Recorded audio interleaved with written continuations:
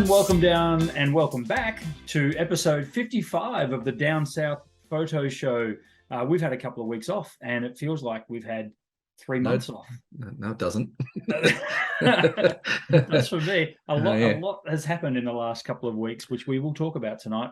Welcome down to episode 55 of the Down South Photo Show with me, Brendan Waits, here in a sodden and pouring rain Ocean Grove. Really? And my mate over on the other screen there, or in your other ear if you're just listening to this, Cam Blake down in Hobart, Tasmania, Australia. Hello, Cameron. Hello, Brendan. Not raining here. Not yet. Not yet. It's coming. That's I've been Googling. I've downloaded the blueprints for Noah's Ark, so I'm ready to go in case we need to build it. How many cubits of timber have you got? Hasn't someone built Noah's Ark? Someone has done it though. I think it's been actually done a couple of times. Yeah. But I think there's one now that's like a tourist attraction. Yeah. Wasn't Clive Palmer going to do it? Oh no, he's going to. No, he's doing the Titanic. Yeah, that's he's right. An idiot. Yeah, anyway, I am here in Hobart. It has been a nice day today, but we've had a couple of weeks off. I don't feel like I've stopped since the last episode. You seem to have had a nice rest and a visit to over the ditch, and I've just been hard at work. So oh, poor Cameron. It is. It's tough, mate. But is it really hard at work? You're doing. I can job tell you absolutely thoroughly love. So it's not. I absolutely love what I do, but I am running on empty. I've got 3 workshops to go this year. Oh boy! And not much room in between. So I thought I thought Bright Festival of Photography was going to be a bit of a relaxing sort of weekend to unwind, but no, that wasn't. So we'll talk about that. It was stupidly crazy, as always. We dodged all the rain that was meant to have hit. Oh, well done. But yeah, we had a good fun. But I can explain more of that as we go along. Is there anything? We'll talk about that a bit more as we go along. I want to start with our backgrounds, and we're going to start with yours. My one. Okay. Well, my one. I can't put my finger over the camera this time. That's too far away. That's too far away. So this is a place called the Cathedral, which is on top of Mount Buffalo, which is a beautiful mountain in the Alpine region of Victoria. This is one of the locations we did my Keep It Simple Stupid workshop. So I actually got to call people stupid and kept it simple. It's great. So we did 2 mornings at this location. So what was that? Saturday and Sunday morning. Funnily enough, this isn't a photo from the weekend. This is a photo from another time because I didn't hardly take any photos at Bfop this year. I was out teaching the whole time, but it's a beautiful spot, Mount Buffalo, really good landscape location. You know what it's like, Buffalo, you've been there. It's just got endless locations for cool shots. So if you're up at Northeast Victoria, drop up to Buffalo, take your camera, get there early morning, late afternoon, and you'll have a playground to play in. Absolutely. It is a great part of the world. What were you getting to for Bfop? You were at these locations pretty early, I would imagine. Yeah. So this one, we didn't. There was 3 groups that went up Buffalo every morning. I'll make sure you can see it right. 3 groups that went up Buffalo every morning. There was myself, there was Mika Boynton, and then there was Tom Putt who took groups. They left at 5 o'clock each morning to get up there for sunrise. And for some reason, my groups left at 6 to get up there just after sunrise. So I don't know what the logic behind that was, but it meant that we had an extra hour sleep in, and it meant that we didn't get the stupidly cold, dark walks over the rocks and icy rocks that the others did. So it worked out okay. So we were up there by about 7 o'clock every morning, and it was a 2.5 hour session, and then we came back down to Bright afterwards. So we had 2 morning sessions, early morning light we'll call it. It wasn't sunrise, but early morning light. Yeah, awesome. That's pretty good. That's really cool. I mean, so you were getting there when it was plenty of daylight to see what you were doing. Yeah. And we could hear the other groups. We could hear Tom's group, who was up the road that way and climbing over the back of one of these mountains. So we could hear them all screaming in terror as they walked in the dark with Tom. But it was getting a bit gnarly for some of them. But our groups were pretty good. We literally got off the bus.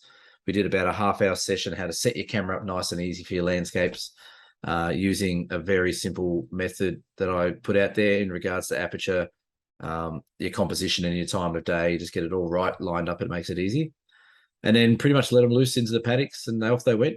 Awesome. A big shout out to a guy called Ben, I don't know if he's a watcher or a listener. Hopefully he is now. He must be. Yeah. You must have plugged the Down South Photo I Show did. pretty I plugged it pretty hard. I even wore a T-shirt, Hey. and I plugged it in a presentation I did as well. But Ben, he's probably not going to like this shout out because just around the corner here there was a little. We call them tarns down here. You guys on the Big Island call them little ponds. There was a frozen pond that he fell in up to his waist. And, his camera hit him in the face. He had a bit of a cut down here. Right. So g'day, Ben. Hope you're feeling better. But he was wet.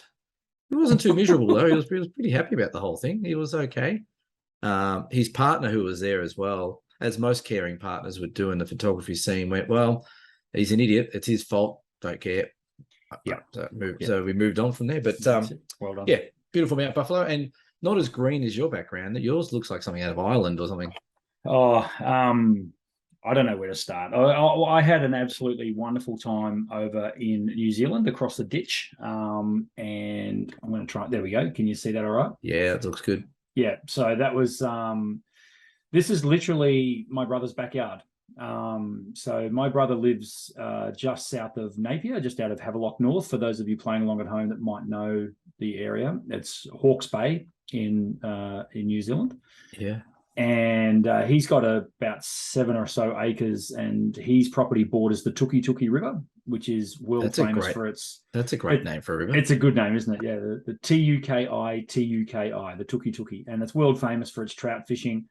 And it's actually the border of his property, but across the other side of the river is that, which is Timata Peak. An absolutely wonderful place to go. I'm looking on Google at the moment. It looks awesome. And it's one of those places. It's hard to explain. It's not a huge mountain by any stretch of the imagination, but it sort of just juts out.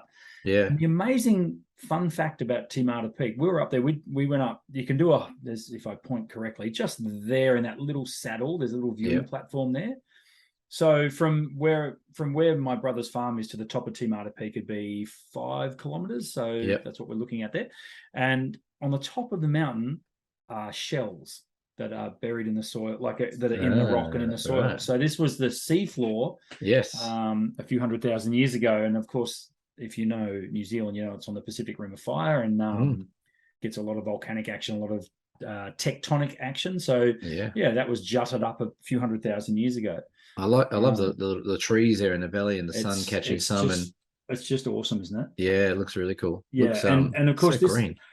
I couldn't get over it, mate. Like I was taking photos over there, and it's early spring, or kicked into spring. Yeah, and I think it's the new growth. New growth on these trees is iridescent green, and I kept having to ask my partner. I was like, are you seeing what I'm seeing? Like, this is beyond green. Like it's as I say, almost fluorescent green. Yeah. So when I was doing, editing and stuff like that, I'm like, man, I'm gonna have to be really careful of the saturation here because it's already peaking, Yeah. So, and that happens. Actually, we spoke about it up in Bright, that the use of circular polarizers make a huge difference in getting that contrast and saturation. And sometimes you get a shot that's really green. You're like, crap, I've actually got to touch the green down a bit. People are going to think I've oversaturated it, but that's beautiful. And that's not taken from the ground, is it? That's no, that is the de-roan. So is that legally de-roaned, or is it illegal? Yes, it is. So from where it was actually quite funny because as you know, with the drone, it's got a 140-meter ceiling or 400-foot ceiling. So no, it doesn't. It goes higher than that. It can, if you don't want to play by the rules. But I was launching the drone, getting it to maximum height, and then flying towards Timata Peak, and then basically almost hitting ground. Yeah, that's right. Yeah. So I was down below. Cool. But I every day I was putting the drone up and buzzing around Timata Peak, so it was pretty cool. Yeah. But yeah, it wasn't the only thing you were buzzing around in, was it?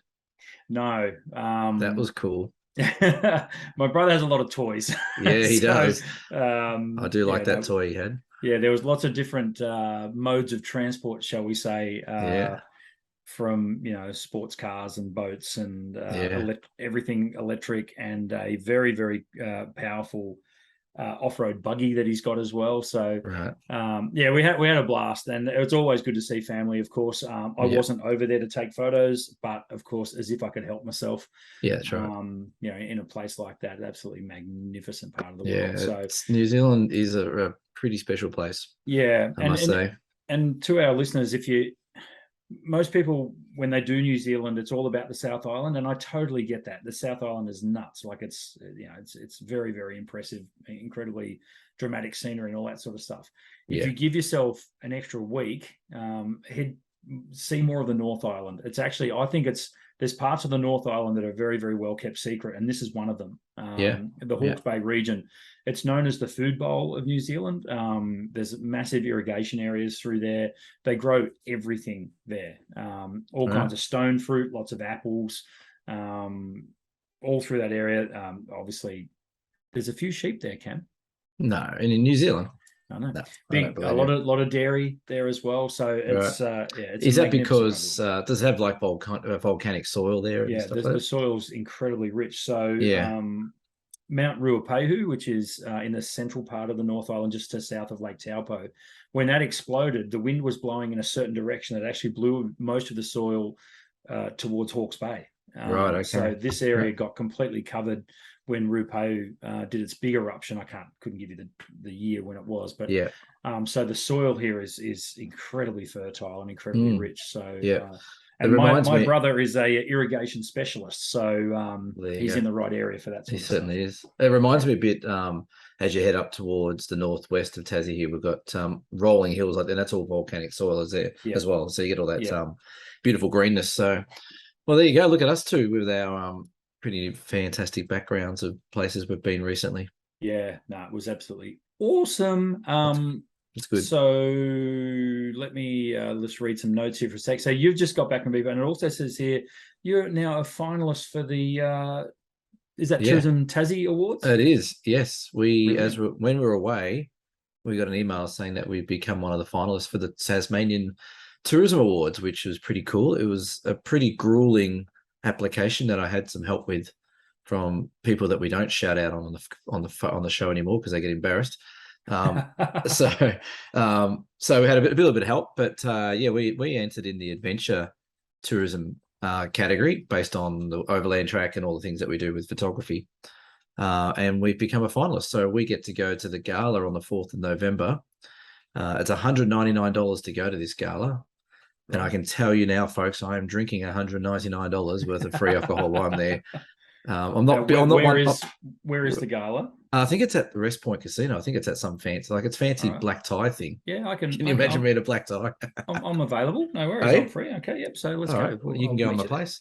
I am not one to go and enjoy galas. I don't mind dressing up every now and then for a wedding or good old cricket presentation night, but then if you're paying for it, I'm like, well, we're going to get our money's worth. So we're going to have some fun.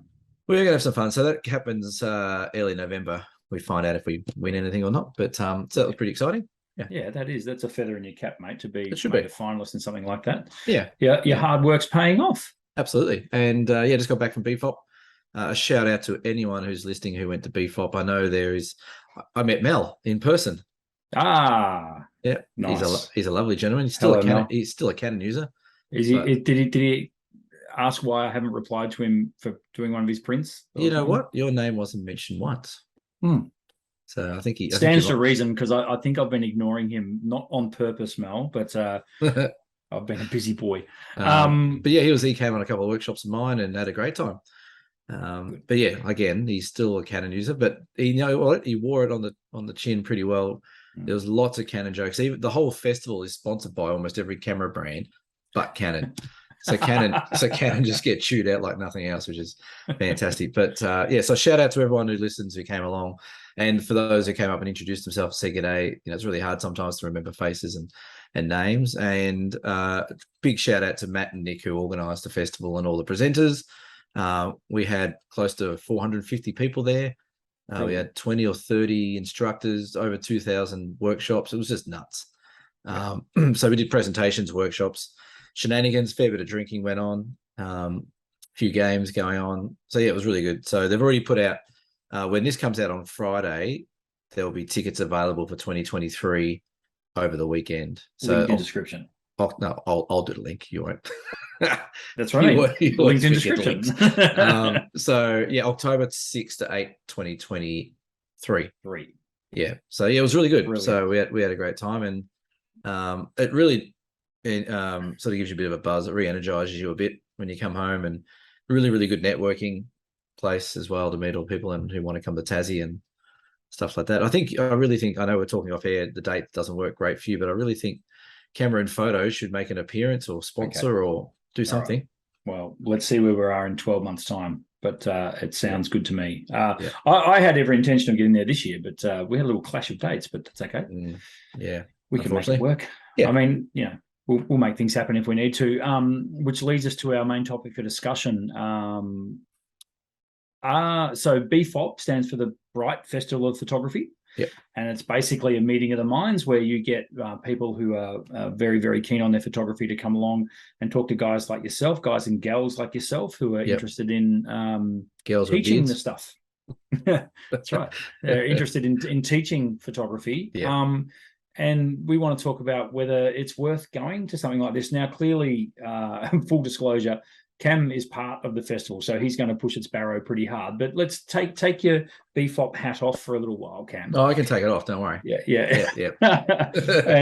and what would be the benefits for any of our listeners of attending not just Bfop, but a festival like this? Like, I'm sure there's other. Is this a one? I think one of a kind sort of thing, or is it is a bit of a one of a kind thing, but there's definitely other. Certain, like the Canon Collective do outings, and there's all different places and brands that do outings. But I guess the topic around this is whether or not they're worth going to, and it's one of the things that a lot of people ask beforehand. It's like, oh, am I really going to learn something, or am I really going to get something out of it? And I thought it would be a good little point of interest to talk about. For example, Bright Festival of Photography costs you about $180 odd. You get 2.5, almost 3 days of non-stop photography action. You can do what you want. You can join workshops.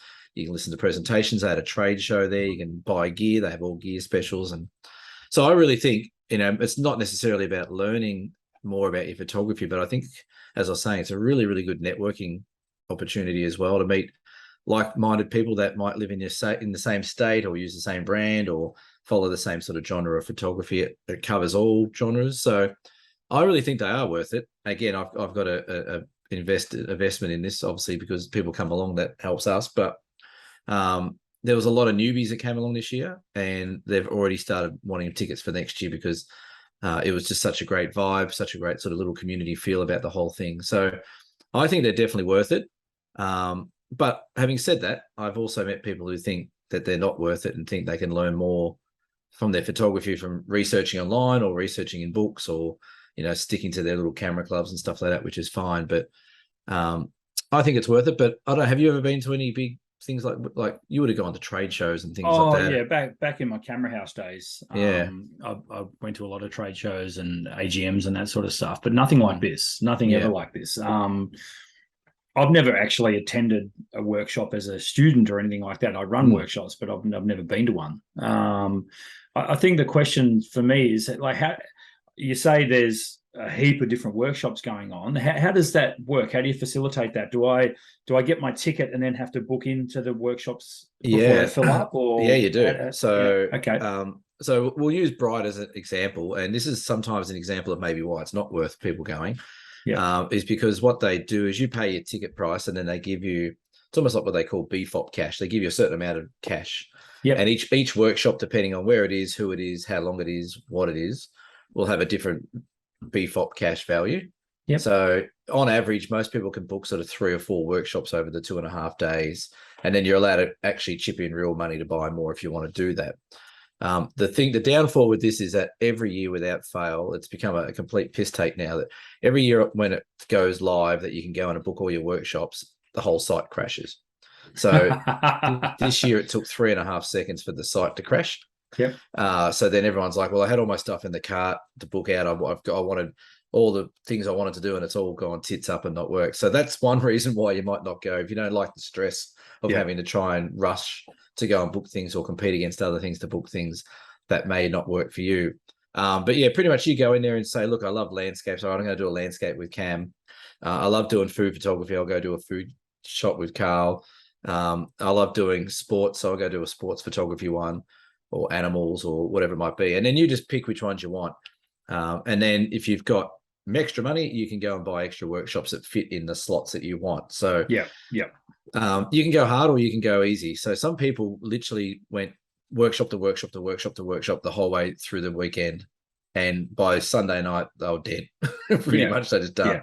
I mean, there was other people who just did a couple of workshops, but went and did all the presentations and just went around town in Brighton, enjoyed looking around the town as well. So it can be full on or not full on, depending on what you wanted to go. But so my understanding is there's a central hub area. Yes, there is. There was a Bfop HQ, which is a big marquee and a community centre.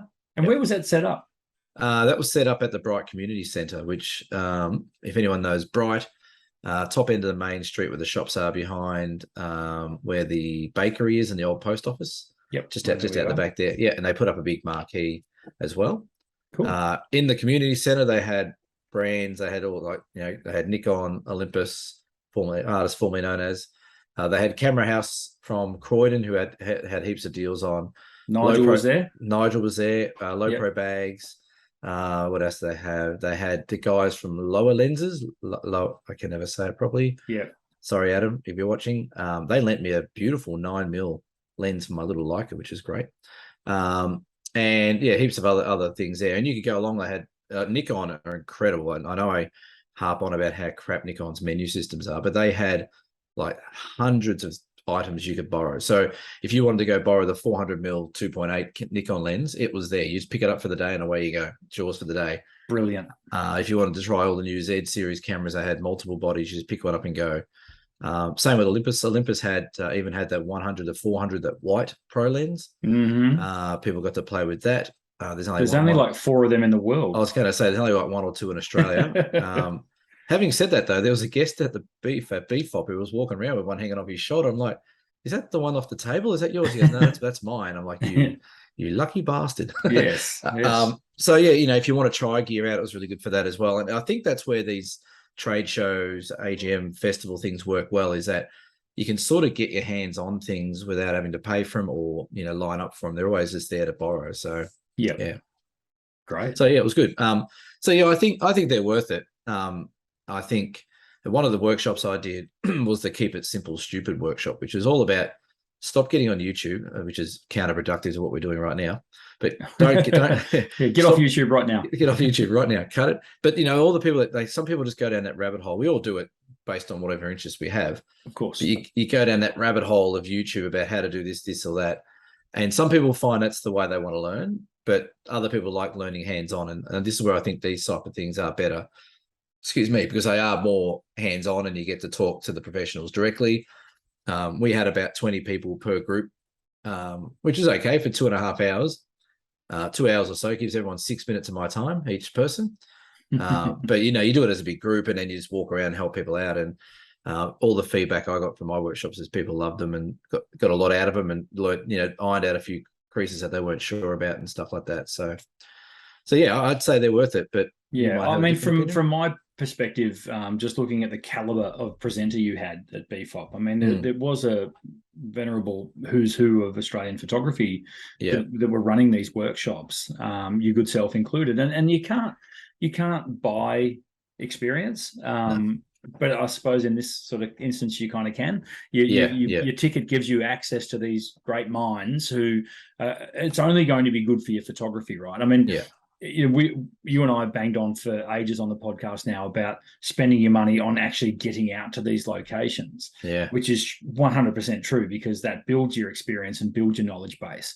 Yeah. But when you can chuck down a couple of hundy and go to an amazing place like Bright, mind you, it's a stunning part of Victoria.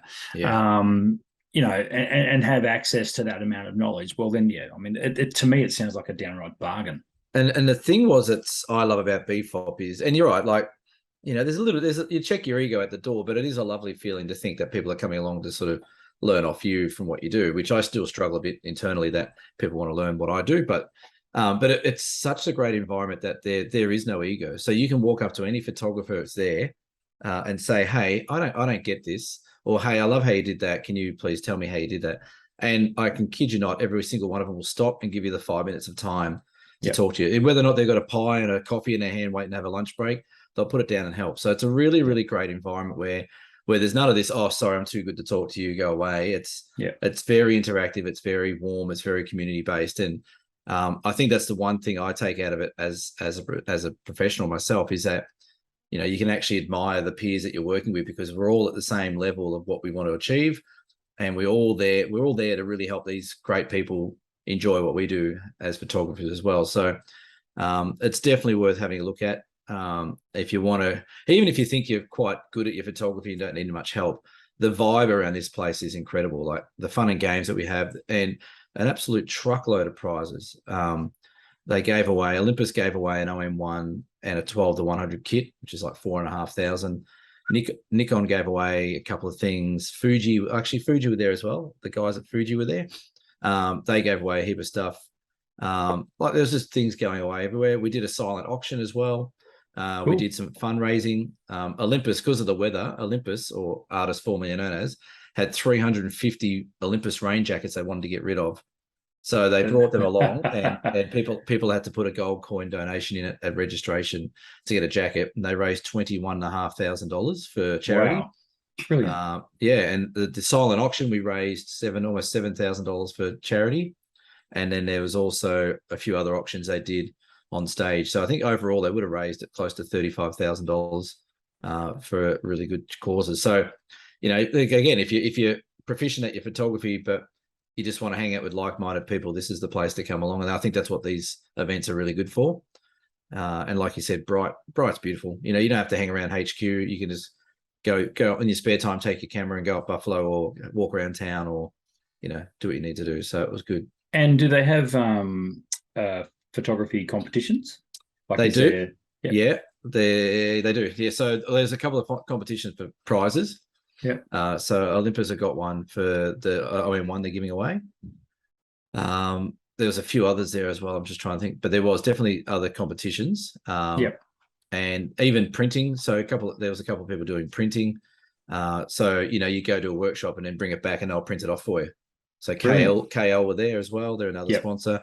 Nissi Filters were there. So you can come back and print out what you're doing. So it's really cool, and it'd be great if you come along next year, mate. I think you'd really enjoy it, because it's just a vibe.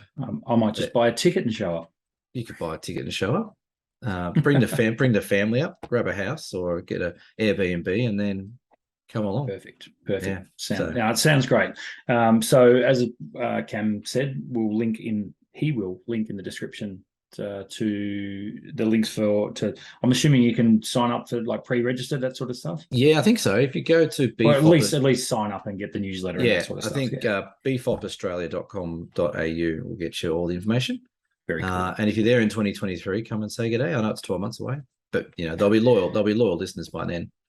Oh mate, I would have thought would have expanded our 344 YouTube subscribers. I'll tell you what, though, I can tell you right now, there's a lot of people at that festival knew about our little show, mate. Good. Yeah, it's our really community. Hello to everyone that was at Bfop. Yeah. Hello. Sorry I wasn't there, but we'll see what we can organise. It was really good. So it's time for our tip of the week, which we still don't have a sting for, or do we? You're going to work on that, way. Oh yeah. So no. No, the simple answer is no. We don't have one. Needed. Cam, this was your tip of the week. Would you like to take over tip of the week this week? Yeah, I feel like I'm talking the whole way through the episode, but that's okay. That's fine. I'll have my cup of tea, and I've been talking all weekend. I'll just keep going. Just keep rolling. So the tip of the week for this one, and this is something that came across in Bfop the last few days, is on your tripod, generally you'll have 3 or 4 maybe different areas that you need to tighten up. So there'll be the panning, the tilt, the shift, the whatever it might be, where the little quick plate goes in. Just do yourself a favor when you're doing your photos of landscape or whatever it may be. And as you get set up and get everything right, just tighten every single one of those 3 or 4 nuts up or screws up, so your camera doesn't tilt over or fall backwards, or, as I said before, make the noise as it falls over. Because on the weekend, there was so many things. And it wasn't just my workshop. So as I was walking past things around Bright, I saw tripods flopping over, and I saw legs collapsing and things like that. So I hate tripods with a passion. Like, I completely hate them. I think they're the most stupidest thing we use in a photography kit, but they're very essential. But they are tediously annoying. But you need to tighten up all the legs, tighten up all the screws before you take a shot. Just make sure that everything's tight and not going to flop on you when you press the button. So that's my tip of the week. It's probably tip of the century, to be honest, but it's a good one. It's a good one, and it's probably overlooked by people. I see it a lot as well. People, I've actually had people bring tripods into my shop, and they're like, "Hey, I can't get this to, it's not sitting." And little screw there. Yeah. There you go. Off you go now. And it's one thing though, like we get given cameras, right? And they're like, okay, you turn it on here, there's your modes, here's your dials, here's the screen at the back, these are your settings, bang, away you go. You get a tripod, they go, there's your tripod. True. That's it. No one teaches you how to use a tripod. No. So and I know the vast majority of tripods that you spend more than $40 on, or the one that came with the twin lens kit with your Canon 700D, that, let's face it, is worth about $8. They will come with the tightening tool as well. So it's not just the quick release stuff. There's actual threaded screws in there that need tightening as well. That's right. And tripods bounce around in the boot of your car, like they do. No one looks after their tripods, so give it a bit of love back. Here's a pop quiz for you. Go. Are you a clip leggy or a screw leggy kind of guy? I'm a clip leggy with mine. Yeah, I'm a clip leggy too. Everyone swears by the screw leggies. I'm like, that's more things you got to think about the screw. I'm not a fan of the screw thing at all. I haven't got it in reach, but I've got a stick that my GoPro goes on that's a screw thingy, and it always fails. Like it collapses or no. I like my. I'm glad you said failed then, because your lips went to the F pronunciation. Failed. They are. What are they called? Quick release, aren't they? Quick release, yeah. I quick release clips. I'm more of that as well. And mind you, the other thing I hate about tripods is the amount of times you get a little bit of skin caught in. I'm with you, man. That does my head in, and particularly when it's like 2 below zero. Of course it's when it's cold and you take your gloves off to go and adjust things and you click it in there. And I think that happened a few times. We had -2 at Buffalo the other day, and nice. But just trying to get your tripod all set up even and all that kind of stuff. You've just got to give the patience to the tripod and make sure everything's tightened and locked in and stable, because as soon as it's not, it'll fall over. Well, just expanding on that for 1 second, I've seen it happen a lot. People set their tripod up, which is great, and they get it all set up, and then they put their camera on it. Yep. Without pushing down on it first to make sure that it's... You're trusting your tripod to hold your $4,000 camera before you've even tested it. Yeah. So set your tripod up and just give it a wee little press on top. It's nice and easy to do, and you'll see it if it's balanced or not before you put your very expensive camera on top of it. You know what we're going to do this week? We're going to do a double up tip. Yeah. There's no jingle for the first tip. It's a 2-tipper. It's a double tipped. It's a 2-tipper. Let's just leave that. That's a docking tip. Yes. Okay. Anyway, we're getting wrong. Hey, so what I was going to say is, don't also walk away from your tripod. You just reminded me. So there's a lovely gentleman by the name of McCool who came on one of my Olympus. I'm making someone else an example here. He came on my Olympus day at Cradle Mountain a few weeks ago. He was at Bfop, and he came along to one of my workshops here. And as we were chatting along, we were trying to get sort of set up for a shot. He had his camera there. He had his trusty, I think it was a Nikon on there.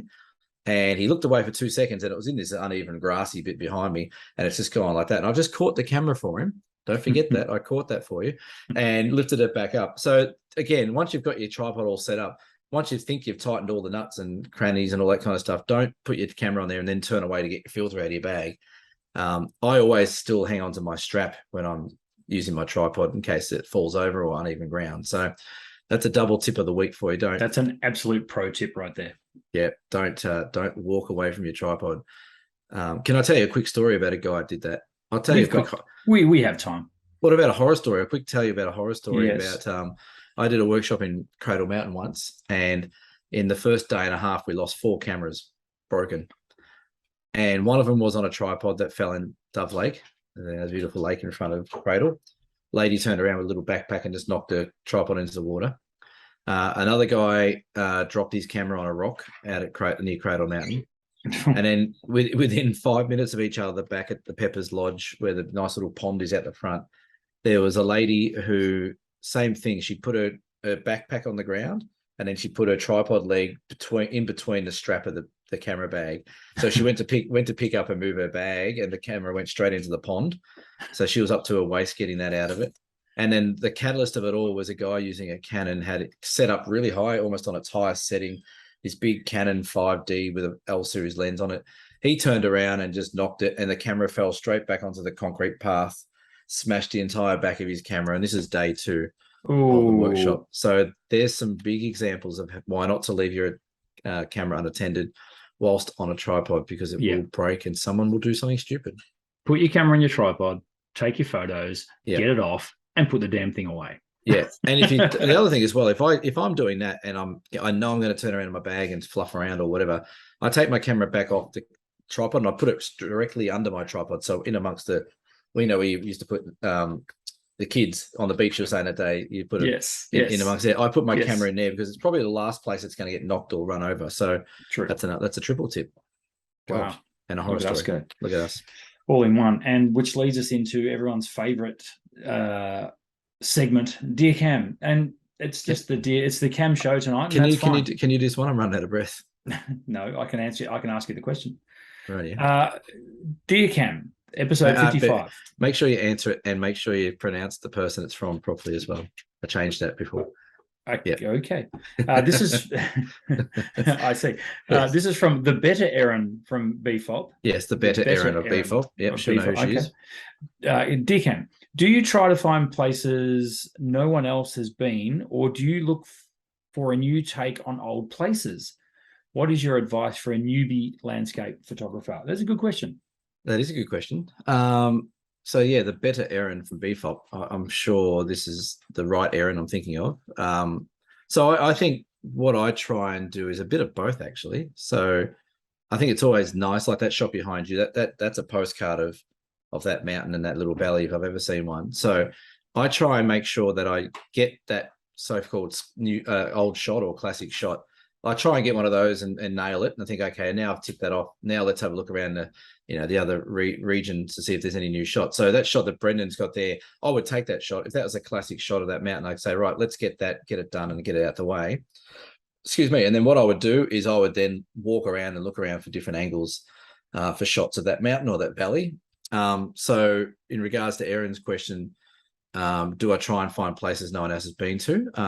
I definitely try and find composition no one else that I've seen has done. And down here in Tassie, there's still places you can get to that are a little bit undiscovered. But I try and do a bit of both. I try and nail a postcard, so to speak, and then I think, right, I've got that. Let's go and see if I can get a different take on a new area, or if I'm somewhere I've never been before, try and get a new shot. So what about you, Brendan? Do you search for new spots, or do you just go? I do, particularly here on the Bellarine, because the Bellarine Peninsula where I live is really small. It's not a very big area at all. So I'm constantly on the lookout for new stuff in the photo. So Point Lonsdale, where I go to a lot, where the lighthouse is, where the Spirit of Tassie went through last night when you waved to me. It was smooth. It's good. Nice. I've organised that for you. There's always different cloud, different tide, different swell. The sun is in a different position every couple of days. You can tell that it's moved slightly. So I think from that point of view, I'm always on the hunt, as you say, for a different composition, even if it is a well-trodden path and a well-photographed place. Because I think that's what adds the wow factor. Like everyone's like, oh yeah, everyone's seen 1,000 photos of the Point Lonsdale Lighthouse, but hang on, I haven't seen it with a sunset like that. Or I haven't seen it, from behind those grasses, or from that particular angle, or from the drone and that sort of stuff. So I'd actually, I don't want to blow my own trumpet here, but this photo behind me, I'd actually be surprised if there's many others of that composition. Well, it's funny you say that, mate, because I did a quick search on the Tuki River. Yeah. And then I did a quick search on that. What is it? Tomato Mountain? T-Mata Mountain. T-Mata Peak, yep. Yeah, and there was, going through Google Images, I didn't see a single composition that looked anything like that. Yeah. Most people... seems to be either up further, maybe? Yeah, I'll put it on the screen now, but most people take this image, which is from the lookout up in that saddle looking northeast, and you get the light lighting up. I sent it to you, and you actually said that was one of the nicest photos from my trip. Yeah. But this place here, because it's from the drone, and I've flown it from private property, my brother's place, across there, and people don't sort of see that enough. But what absolutely made it, and I'm going to keep talking about this photo till the cows come home. Can I guess? Look at the light. The light, yeah. It's nuts. I mean, it's just lit up that little hill right at the base of the peak. And even if you look at the peak itself and off to the left, there's little bits of peak that have been lit up, and then those trees that's just painted all in. Well, it's funny. I was just going to say that line of trees down the bottom almost mirrors that lit up ridge line. Same green, same light. So it's lovely. And for reference, if you have a look at the bottom right hand area, those little white dots are sheep. So this is a big landscape like that. It's an awesome place. I'll stop talking about Timata Peak now. No, that's good. It's it's a beautiful spot. It's called it's called Sleeping Beauty, is that right? Or Sleeping Giant? The Sleeping Giant. So when you're in Havelock North, the town literally on the other side of where I've taken this photo is Havelock North. Yep. And there's a particular angle. It does look like a giant laying on his back. And I suppose from this side you can sort of make it out, but from the other side you certainly can. It's a lot better. So we should run a workshop there. It's endless. It is endless, and it's untapped. It's absolutely stunning. So you say the name. You say the name, time, and I'll be there. 7th of October next year. You busy? If we're going to New Zealand, I'd probably pike on Bfop and go to New Zealand instead. Love it. Yeah. So thanks to the better Aaron from Bfop for your question. Send us if you have a Deer Cam question, by all means, send it to us in the links below or at our Flash brand new website, which as yet doesn't exist. Have we even looked at doing one yet? Like it'll get there. It'll get there. When I get a day off. Stop it. When you and I both get a day off. This is true. So that leads me into what's coming up for you, Cameron. What's coming up to me? I have 3 workshops left for the year, and I'm feeling it. I'll give you the red hot tip. So this when this podcast comes out, I'll be on my way, if not already, in the Tarkine up in northwest Tasmania. Brilliant. Got a lovely group of 6 people coming down to spend 5 days, 4 days, one of those. We're up there for a few days. So we're going to explore all the coastline, all the forests, all the rivers and things like that. You stay in one place for the we do one accommodation centre? Yeah, we stay at a place called Tall Timbers in Smithton. Cool. And then we just head out each time from there. So most of the little trips about half hour, 40 minutes out to the coast or into the forest. So it's not too far from everything. So looking forward to that. There is a lot of weather on its way this week, which is going to be hitting that part of Tasmania. So I'm hoping we don't have to get the submarines out or. Mate, well, that makes for better photos. So it does. It does. Bit of drama.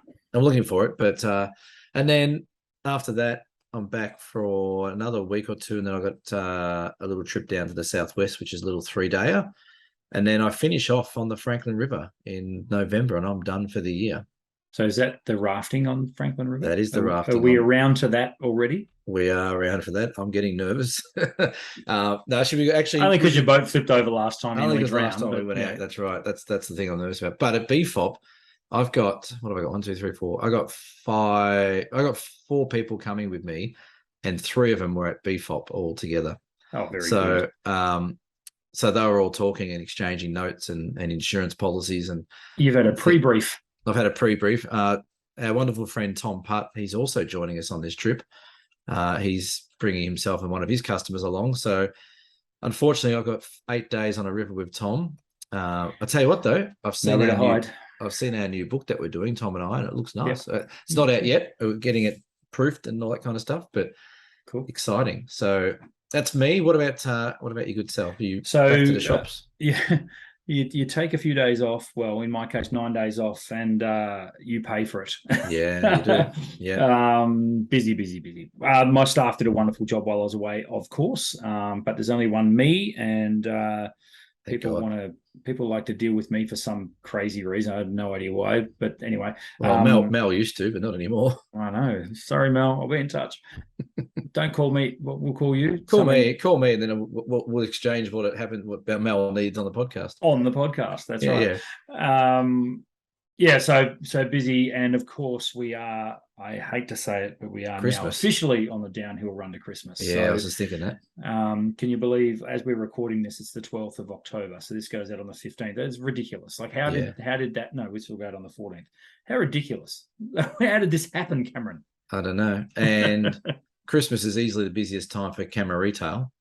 Camera retail, but also photo printing, and I'm going really hard next week and the week after to really push, get people getting in early. We're going to have material shortages again, like we did the last two Christmases. Particularly like frames and stuff like that. Picture framing glass is at a premium. So all that sort of stuff. But that's all right. We'll get that all pushed out, and you're running summer. You're running both stores at the moment. They're still all going, aren't they? Yes. So we have Ocean Grove and Torquay are in full swing. Torquay is busy, but I want it busier. So I don't know why I'm even saying that when I'm busy enough. But you know, and the new staff, well, they're not new anymore. They're settled in, or we've got some fantastic staff members, particularly our new girl Rachel. Shout out to Rachel, who basically, and Rachel and Joe, who ran the show while I was away. Right. Joe's been with me since day dot, but Rachel is relatively new, and she did a cracking job. The feedback's been fantastic. So no doubt there'll be a Christmas bonus there for Rachel. No doubt. I'm a very generous boss, Cam. Do you do that? Do you remember in Camera House we used to get bonuses at the end of the year and used to, well, not really, but used to get prizes and stuff? Do you do that kind of stuff? Yeah, I remember. I think when I left Camera House, I was only there for 2.5 years. This was the city. No, I wasn't even there for 2 years. I did two Christmases. I wasn't even there for 2 years. And I think I worked out, I could be wrong here, but I think from memory, I'd chalked up somewhere in the vicinity of $12 million in sales in those couple of years that I was there. Wow. I was given a box of chocolates that was expired when I left. Says a lot, doesn't it? It was so bad that it was good. Yeah. I felt like I was in an episode of The Office or something. I was what? There was a few stories actually about our old stomping ground. I think I've overinflated my sales value there. I don't think it was that high. Whatever. It was a lot. It was a lot. There was a few little stories about our old workplace spoken around at Bfop with people that knew that area and knew the people who were working there. Well, we're still on the air. Let's not get sued. I was going to say we're still on the air, but I tell you what, the stories are very similar. Yeah. Oh, yeah. No. I've no doubt.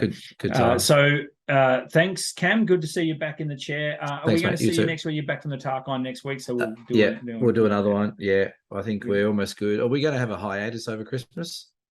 Speaking of, we'll no doubt sneak a couple in, but let's not talk. Let's talk about that in a couple of months when we get there. We need to run another competition.